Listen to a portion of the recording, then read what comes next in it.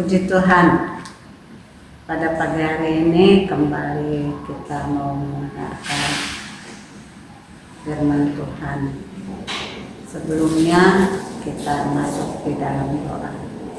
Kami bersyukur dan berterima kasih kepadamu Tuhan buat pagi hari yang indah ini yang Engkau sudah adakan bagi kami boleh menikmati hari yang baru bersama Tuhan. Dan saat ini kami akan mendengarkan kebenaran firman-Mu. Berfirmanlah kepada kami semua, urapi hamba-Mu, urapi kami yang mendengar, dan segala kuasa kegelapan yang ingin mengambil alih dari firman-Mu kami usir dan tolakkan dalam nama Yesus. Dan urapi hamba-Mu dalam pelayanan kebenaran firman-Mu. Terpujilah nama Tuhan. Kami mau dengarkan kebenaran firman-Mu dan hamba-Mu akan menyampaikan di dalam nama Tuhan Yesus Kristus. Amin. Puji Tuhan. Kita pada pagi hari ini kembali mendengarkan renungan firman Tuhan dalam rangka masih tema besar, yaitu kasih mengharapkan segala sesuatu. Dan judul firman Tuhan untuk pada saat ini adalah tujuan hidup. Ya, untuk mencapai tujuan hidup kita akan belajar dari kehidupan Daniel bersama kawan-kawannya, yaitu Sadrak, Meshak, dan Abednego. Kita tahu bahwa mereka itu dibawa tertawan ke Babel oleh Raja Nebukadnezar. Dan di sana di dalam ayat 3 dikatakan bahwa raja menyuruh membawa orang-orang Israel yang keturunan raja dan kaum bangsawan dan orang-orang muda yang tidak bercacat celah. Dan kita lihat di sana bagaimana dengan satu tujuan maksud daripada raja, yaitu untuk mengambil mereka, membawa mereka untuk bekerja pada raja. Ya, jadi selain mereka orang-orang yang keturunan bangsawan dan keturunan raja, itu dikatakan bahwa kriteria mereka juga harus cakap dalam segala sesuatu, sehingga bisa dikasih kepercayaan untuk bekerja dalam istana raja.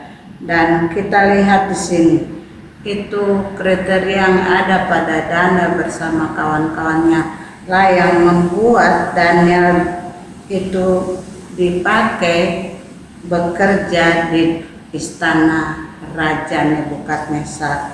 Dan sekarang kita akan lihat bagaimana latar belakang daripada Daniel dan kawan-kawannya. Kalau di dalam Daniel pasal 6 ayat 11 katakan bahwa Daniel itu 3 kali sehari dia berlutut, berdoa, dan memuji Allah. Jadi itu sudah menjadi satu hal yang rutin dilakukan oleh Daniel. Jadi kita lihat betapa besar kasih Allah dalam kehidupan Daniel, dan kita tahu bahwa kalau kasih Allah itu ada di dalam kehidupan kita, Dia dapat menolong kita dan bekerja di dalam kehidupan kita sesuai dengan kehendak Tuhan. Dan di dalam ayat yang ke 3 Daniel 3 ayat 18 juga di sana menyatakan bahwa Sadrak, Meshak, dan Abednego pun mereka mempunyai satu ketetapan, walaupun mereka hendak dimasukkan ke dalam dapur api yang menyala karena mereka tidak mau menyembah patung, tapi mereka berketetapan tetap hanya menyembah kepada Tuhan. Jadi kita lihat dari Daniel dan kawan-kawannya ini mempunyai satu ketetapan di dalam hati mereka, dalam tujuan hidup mereka, dalam pengiringan mereka kepada Tuhan. Mereka hanya mau menyembah Tuhan. Tidak ada Tuhan yang lain selain Allah yang mereka kenal, yang mereka sembah, yaitu Tuhan Yesus Kristus. Biarlah itu juga menjadi tujuan hidup kita dalam kita menyembah kepada Tuhan. Kita lihat kehidupan Daniel ini, mereka dibawa tertawan ke Babel. Di tengah-tengah orang yang tidak mengenal Tuhan, yang tidak percaya kepada Tuhan, mereka, Daniel dan kawan-kawan, berketetapan untuk tidak menyembah Allah lain.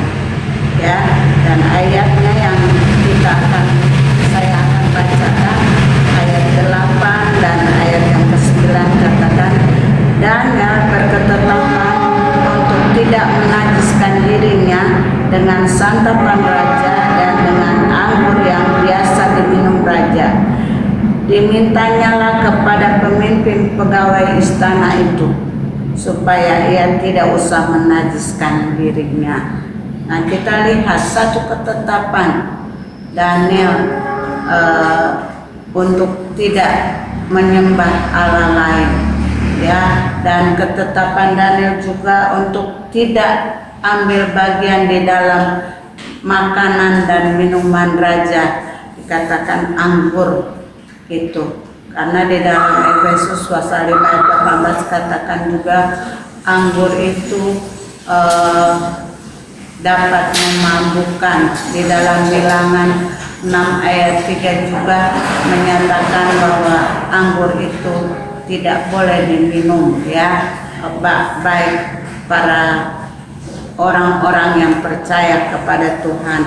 Dan kita lihat di sini Daniel berketetapan untuk tidak menajiskan dirinya dengan santapan dan anggur minuman raja.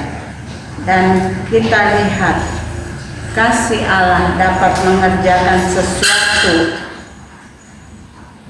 yang kita harapkan, sehingga apa yang Daniel minta itu di dalam ayat 9 dikatakan, maka Allah mengaruniakan kasih dan sayang dari pemimpin pegawai istana.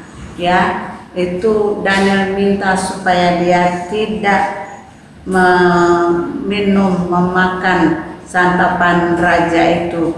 Dan kita lihat di sini bahwa dia mendapat kasih dan sayang. Allah mengaruniakan kepada Daniel kasih dan sayang. Kasih dan sayang sehingga pemimpin pegawai istana itu memberikan dia kelonggaran untuk tidak memakan dan meminum minuman santapan dari raja itu.